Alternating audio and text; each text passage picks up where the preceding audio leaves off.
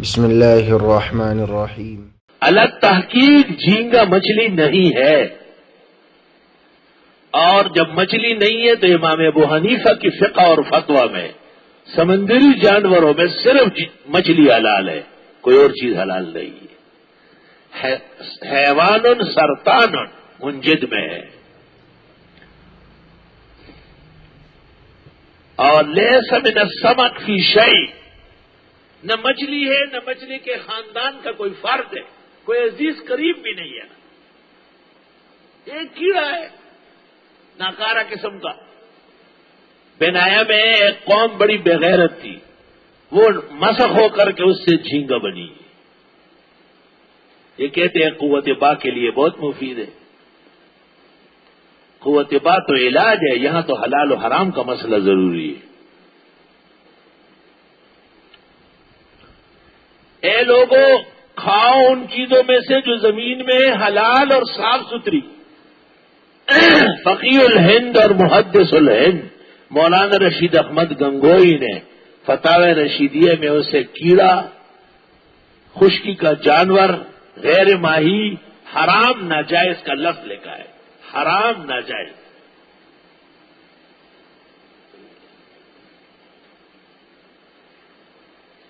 ولا تتبعوا خطوات الشیطان، اور مت چلنا شیطان کے قدموں پر، انہ لکم عدو مبین۔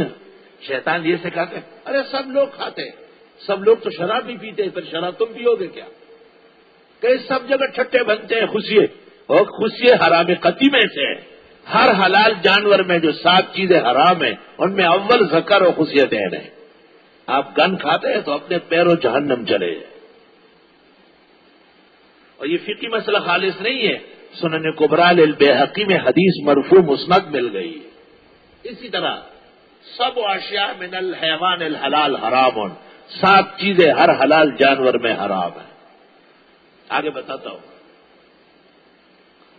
ایک جگہ میرا واز ہوا، واز میں یہ مسئلہ بھی بیان ہوا کہ جھینگا حرام ہے اور نہیں کھاؤ، اور جو لوگ کہتے ہیں کہ مکروہ ہے اور ایسا ایسا، وہ کمزور بات کرتے ہیں۔ تو میرے ساتھ ایک بزرگ عالم تھے، ہمارے دوست تھے، بڑے عالم آدمی ہیں، لیکن ڈرتے بہت جلدی ہے۔ تو کسی نے ان سے پوچھا کہ تھوڑا سا تیز چلے، تھوڑا سا تیز چلے ہیں، حرام نہیں ہے، مکروہ ہے۔ اتفاق سے 2 دن بعد اس جگہ، اس کے قریب میں اس سے بڑا جلسہ تھا، وہ میرا بیان تھا۔ میں نے اسی شخص کو کہا فوراً پرچی دے دو۔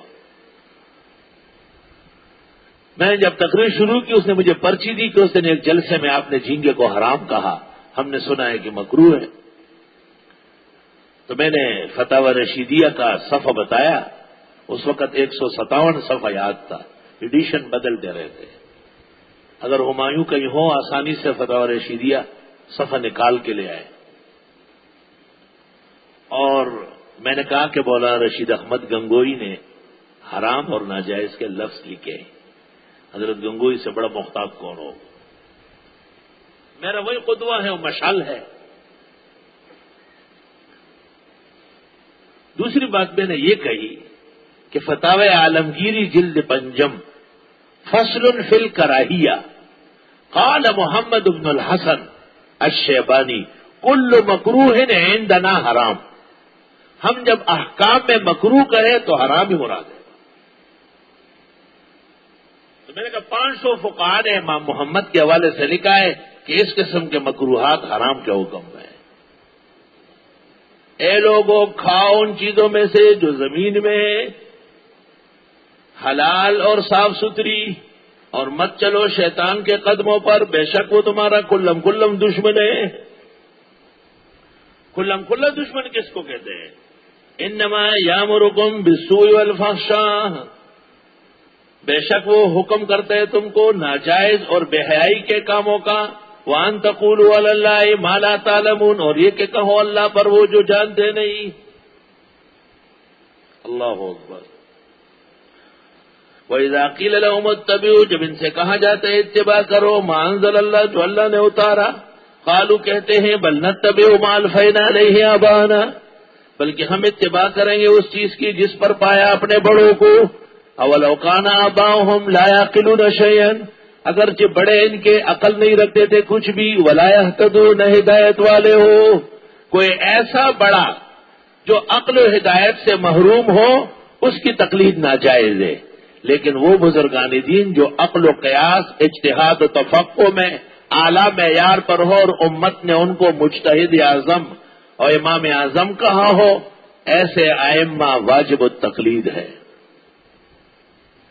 غیر مقلد لقمان سلفی، اس نے اس آیت کے اوپر جو تقریر کی ہے، جو غلط فہمی کی وجہ سے سعودی حکومت نے منظور کر کے ناحق حاجیان صاحبان کے گلے سے اتار رہے ہیں، میں کہتا ہوں اس جگہ جو تفسیر اس نے کی ہے مولانا شیر علی شاہ صاحب، اس کو اچھی عربی میں منتقل کر کے بادشاہ کے نام خط میری طرف سے لکھے، انشاءاللہ اگلے مہینے میں وہ تفسیر وہاں سے آؤٹ ہو جائے گی۔ تفسیر نہیں، تحریف ہے۔ جزاک اللہ خیر۔ آگے زیادہ سے زیادہ شیئر کریں اور ہمارے چینل کو سبسکرائب کریں۔